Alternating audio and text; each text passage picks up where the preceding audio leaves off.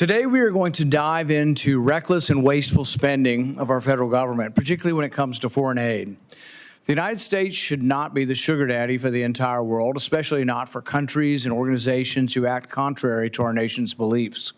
Our country is $36 trillion in debt, yet we continue to send billions of dollars overseas, often funding projects that are not just useless, but in many cases actively harmful. Taking the path to fiscal responsibility is often a lonely journey, but thanks to Elon Musk and DOGE, they've brought to light the waste that I've been highlighting for over the last decade. Every year I release my Festivus report to expose the ridiculous spending of the federal government, and this past year was no exception. I uncovered over $1 trillion in government waste, with the State Department and USAID being some of the worst offenders. Let me give you just a few examples of what these unelected bureaucrats are spending your hard-earned money on. $4.8 million went to Ukraine's public affairs office in Kiev to fund social media influencers. Instead of protecting our own border, $2.1 million was sent to Paraguay to enhance their border security.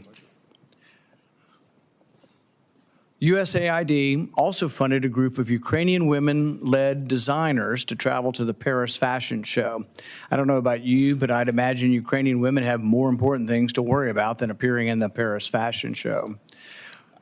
USAID spent $2 million on transgender surgeries, hormone therapy, and gender-affirming care in Guatemala. $3 million was spent to promote girl-centric climate action in Brazil. And I'd love to picture what a conversation about girl-centered climate action looks like. It's like, hey, Barbie, do you know what girl-centered climate change is? Since when do we believe arguments need to be tailored for girls to understand? How insulting to women at large that they think there are special arguments for girls to understand that are different than boys. $25,000 to fund a transgender opera in Colombia. Was nobody in Colombia willing to buy a ticket?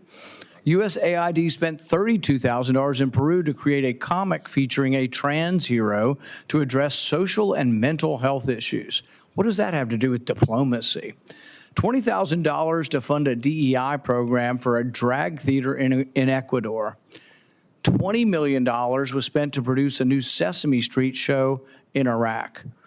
USAID spent $6 million to promote a project boosting sustainable tourism in Egypt.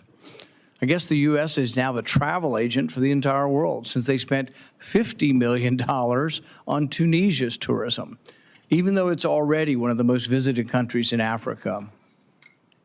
USAID gave $87.9 million to help Afghans farm, and incidentally, farm poppy, the plant from which opium is extracted.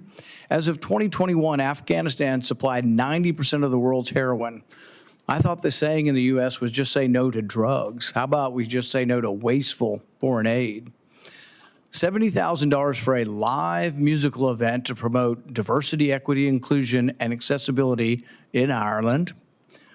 State Department paid $330,000 to compile a disinformation index to blacklist conservative media outlets. USAID funneled over $54 million to EcoHealth Alliance, funding the very organization linked to the Wuhan Institute of Virology, the likely origin of the COVID-19 pandemic. Disgraceful. $15 million was awarded to Taliban-controlled Afghanistan to distribute oral contraceptives and condoms. There's still a $3 billion fund for Afghan reconstruction that have tried to take that money to pay for other things that the government is spending money on, and yet there's been resistance by the other side to deplete that fund and say, we're done funding things in Afghanistan. This is just the tip of the iceberg.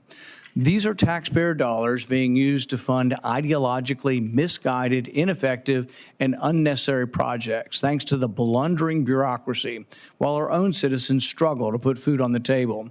This is not what our government was designed to do. The U.S. government is not a charity, and it should not be doling out cash to foreign organizations, some of which actively oppose the United States with no oversight. And we don't have the money to give. We're borrowing the money we send. We need to ask a simple question. Why are we borrowing money to send money overseas?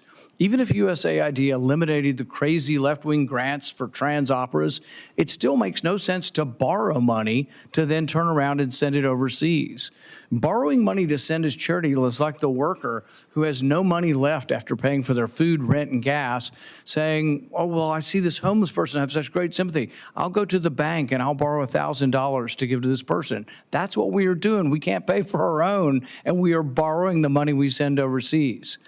That money could be used to pay down our $36 trillion debt and take care of the American people, the very people who actually pay these taxes in the first place. It's time for a real change. America should not continue to be the world's piggy bank. It's time to end the waste of foreign aid and end the bureaucracy and for once do what's right by the American taxpayer.